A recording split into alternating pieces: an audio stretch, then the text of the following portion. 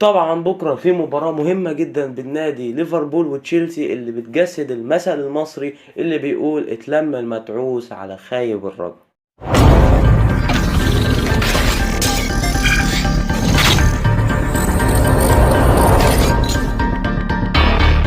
طبعا مباراة بكرة هي ممكن تكون مش هتفرق قوي في ترتيب الدوري بالنسبة للفرقتين. بالنسبة لتشيلسي هو في المركز ال11 تحت خالص اصلا مش واصل له الشمس، وليفربول في المركز السابع فما فرقناش كتير. لكن كل نادي فيهم عنده سبب ان مباراة بكرة دي يبقى عايز يكسب فيها. فبالنسبة لنادي تشيلسي هو عايز يكسب ماتش ترجعه لسكة الانتصارات اللي غايب عنها بقاله كتير بعد الاتنين اللي خدهم من استون فيلا والتعادلات اللي بالهبل والخسائر اللي بالهبل في اخر الماتشات. فعايز ياخد اي دفعة ولو دفعة بسيطة تشيله شويه او تديله زقه قدام ريال مدريد، ولو انه هيبقى ماتش صعب قوي على تشيلسي. وغالبيه التوقعات والتكهنات بتقول ان تشيلسي هيبقى هو اللي هيغادر دوري الابطال وان ريال مدريد هو اللي هيصعد. الناحيه التانية بالنسبه لليفربول، فليفربول لسه لحد دلوقتي عنده امل ولو بسيط من الامل، مع ان امبارح نيوكاسل انتصر على مان يونايتد واللي بيصعب جدا من مهمه ليفربول في انه يقدر يخش التوب فور. لكن ليفربول هيبقى عايز يكسب عشان يحاول انه ياخد على الاقل دفعه تزقه في بقيه الموسم، ان هو يحاول يجمع اكبر عدد من النقط، جايز والله اعلم يخش التوب فور.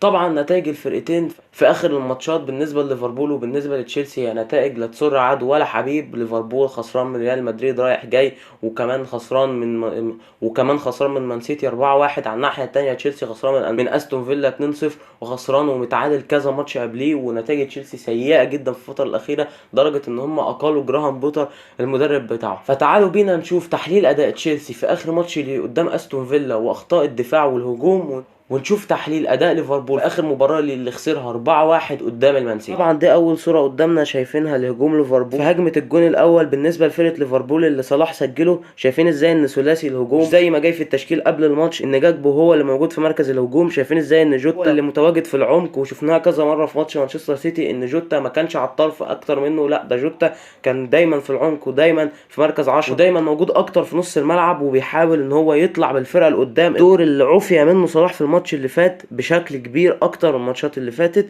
وشفنا ازاي ان جاكبو موجود ناحيه الشمال، ودي الكره اللي جوتا ريحها صلاح وصلاح حط الجون الاول. نيجي على الصوره اللي بعدها تشوف ازاي ان هجوم ليفربول في اول ربع ساعه او في اول 25 دقيقه او في الشوط الاول عموما، ازاي ان هجوم ليفربول كان فيه حركيه اكتر. اي نعم كانت حركيته قليله شويه بسبب غياب داروين نيونيز اللي اثر كتير في سرعه وحركيه وسرعه نقل اللعب بين الثلاثه الهجوميين. لكن شفنا ازاي ان جوتا راح شمال وان جاكبو هو اللي دخل في العمق عشان يستلم الباص من صلاح اللي صلاح حطه ما كانش بشكل كويس فضاعت، وكانت هجمه خطيره جدا ليفربول. شفنا ازاي ان ليفربول كان عنده في الهجوم بتاعه كذا بيحصل اثناء المباراه. كمان حاله بتثبت ان جوتا كان اكتر في العمق اكتر منه على الطرف، وازاي ان هو كان جاي متاخر في الهجمه دي بسبب ان هو دايما موجود في نص الملعب اكتر وموجود في مركز 10. الكره اللي صلاح خدها من ناحيه الشمال وجوتا متاخر جدا، حرك اسرع من كده كانت ممكن تعمل خطوره، لكن جوتا كان متاخر لانه هو زي ما قلنا دوره كان في الماتش اللي فات ان هو بيلعب في نص الملعب في مركز 10 اكتر منه وينج. وازاي ان هو بيبدل ما بين هو وجاكبو، ان ده بيروح شمال وده بينزل مهاجم وبيبدله اثناء الماتش او اثناء الشوط الاول، لان ليفربول حرفيا ما جاش في الشوط الثاني. نخش بقى على الحالات الدفاعيه لفرقه ليفربول، واول حاله معاه وهي فضيحه الباك اليمين بتاع ليفربول وهو الكسندر ارنولد اللي بيقدم كوارث في دفاع ليفربول وطلع شكل دفاع ليفربول كانه بيضحك في ماتش مانشستر سيتي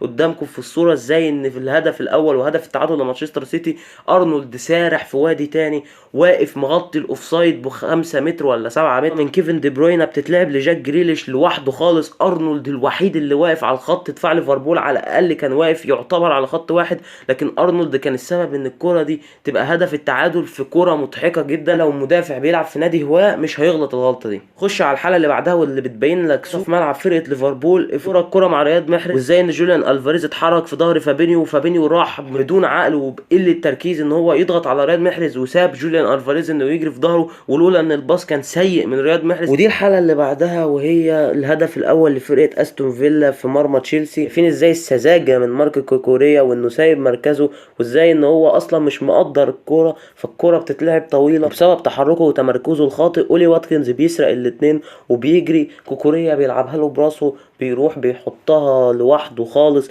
وده يبين لك ان دفاع تشيلسي مع ان هم عندهم كذا صفقه وعندهم كذا لعيب في المركز ده، لكن دفاع تشيلسي دفاع شوارع، خصوصا جبهه كوكوريا اللي هي بتبقى جبهه مستباحه لاي فرقه بتلعب فرقه تشيلسي. وده كان قصه الهدف الاول. خش بقى على الهدف الثاني اللي كان كارثه. الهدف الثاني في مرمى تشيلسي هدف كارثه. كورة كورنر رايحة بتتلعب بالعرض، واد جاي من بعيد من على حدود ال 18، وفي كام لعيب عد معايا، 1 2 3 4 5 6 7 8 9 10 الى 10 تحت الكورة، وبرده ماجين بيشوط والكورة بتخش جون، بتعدي من دول كلهم، مفيش حد راح يضغط عليه وسايبينه يشوط براحته، وهو بس يعني يا عيني انزو فرنانديز بس هو اللي راح يضغط عليه، دخل وشاط حط جون تاني. يعني تشيلسي اداؤه الدفاعي سيء جدا، واداؤه الهجومي هم بيعرفوا يصنعوا فرص، لكن ميكاليلو مودريك ده يا جماعه صفقه ب 100 مليون والله ما ادفع فيها 10 مليون، مضيع امبارح لوحده بس 10 انفرادات مثلا او 3 انفرادات، 3 اللي هو بيروح من نص الملعب وبيحطها في ايد الجول. مش ممكن، مش ممكن، يعني رب ضارة نافعه. فرقه دفعت 100 مليون اللعيب ما عملش الا اسيست واحد، فرقه تانية دفعت 25 مليون اللعيب بيساهم في 9 اجوان اللي هو تروسر. سبحان الله والله. طبعا بعد ما شفنا ازاي هجوم ليفربول في ماتش مانشستر سيتي في الشوط الاول كان كويس جدا او مش كويس جدا، هو كان جيد نوعا ما، نزل اللي هيرجع بكره واللي هيبقى مؤثر جدا في الماتش، لان هو لعيب سريع جدا، اسرع من جوتا، حركي اكتر، بيعرف يعمل التغييرات الهجوميه وانه يخش جوه او يطلع بره، ولعيب سريع جدا، وهيعمل صداع كبير جدا لفريق تشيلسي في الجبهه بتاعته، وكمان في جبهه محمد صلاح اللي اظن ان هو ممكن يسرح فيها براحته بسبب وجود لعيب زي ماركو كوكوريا اللي بيعتبر كارثه دفاعيه. تحس ان ماركو كوكوريا ده كان صفقه اصلا ملهاش لازمه بالنسبه لفرقه تشيلسي. على الناحيه الثانيه ارنولد اللي هيلعب عليه ميكايل مودريك، غالبا ارنولد هيتسفل في التراب، مع ان ميكايل مودريك ما بيقدمش الاداء الكبير، لكن ارنولد يفضل لعيب كارثي.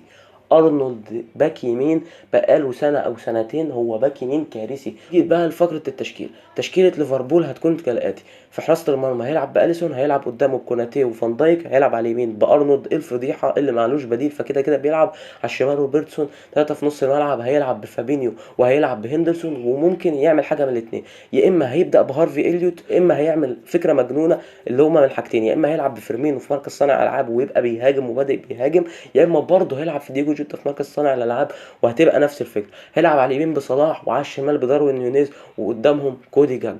الناحيه الثانيه تشكيله تشيلسي هتبقى هي 3-4-3، هيلعب في حراسه المرمى بكيبا، قدامه ثلاثي في الدفاع كوليبالي، وعلى الشمال كوكوريا، وعلى اليمين جيمس، قدامهم 4 أو 2 في نص الملعب و2 على الاطراف. في نص الملعب هيبقى فيه انزو فرنانديز وجوفازيتش، على اليمين غالبا هيبقى لوفتس تشيك لانه بدا ماتش اللي فات واللي قبله فغالبا هيثبته، وعلى الشمال هيلعب ببين تشيلويل، هيبقى قدامه الثلاثه من كايلو مودريك على الشمال وقدامه فيليكس، وعلى اليمين لو ستيرلينج لسه مش قادر يلعب او مصاب فاظن ان هو مش هيلعب بستيرلينج وهيبدا بكاي هافرتز زي الماتش اللي فات. وزي ما قلت لكم هو ماتش اصلا فرقتين تعبانين وكحيانين وبيكحوا التراب حرفيا الفرقتين، في اذا كان فرقه ليفربول اللي هي في المركز السابع وخسرانه 4، او فرقه تشيلسي اللي في المركز ال11 وحالها هيصعب على الكافر واقل مدربهم. فهو ممكن يبقى ماتش يا اما حاجه من الاثنين، يا اما هيبقى ماتش مفتوح وهيلعبوا كوره لان الاثنين مش باقيين على حاجه، يا اما هيفضلوا مقفلين وهيبقى امل ماتش ديربي بين ليفربول وتشيلسي ممكن تكون اتفرجت عليه في حياتك في اخر 10 سنين. في النهايه اظن ان الكفه بتميل اكتر لصالح ليفربول، خصوصا ان تشيلسي اقل مدربه،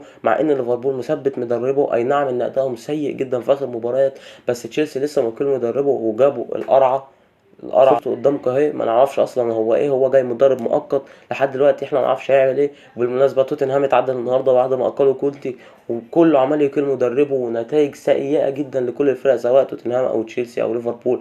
كل الفرق الكبيره اتعثرت الاسبوع ده، والاسبوع الجاي هيبقى ماتش ليفربول وتشيلسي اللي هو بكره، هيبقى ماتش مهم جدا للفرقتين. اتوقع فوز ليفربول بنتيجه 2-1. ده كان تحليل ماتش ليفربول وتشيلسي اللي هيتلعب بكره ان شاء الله. سلام.